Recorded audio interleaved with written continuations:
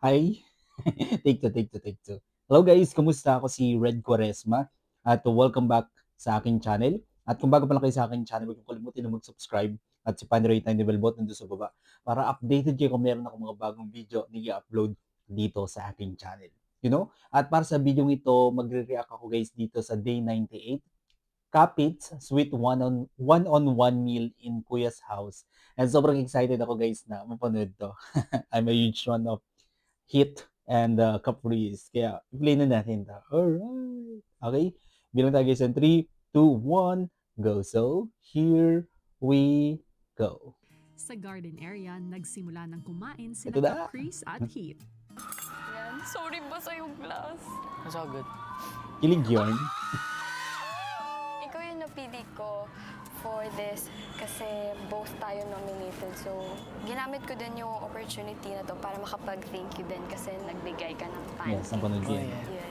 Tsaka ngayon, sure na talaga ako magugustuhan mo kasi may bacons, tapos ikaw yung nag-suggest ng bacons. Yes. Yun lang. Oh, thank you, Caprice. Kilig na kilig yung housemate.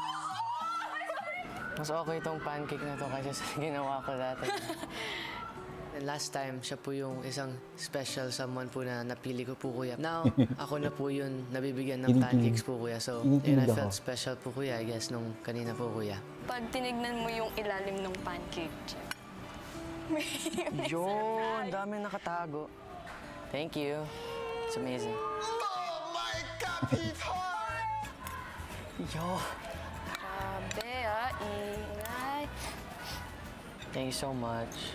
Welcome. Sarap. Si Heath din naman po, kuya.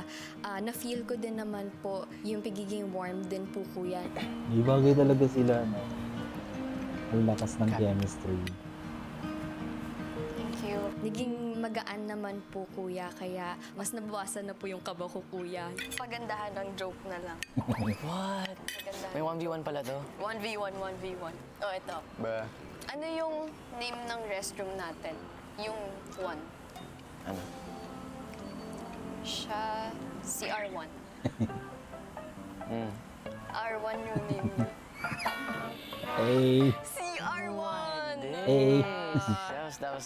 That's pretty smart. Ito. So there's this dude. He has this amazing pet pig. The pig's name is Chris. He wanted to add a full name. So he named the pig Chris P. Crispy bacon.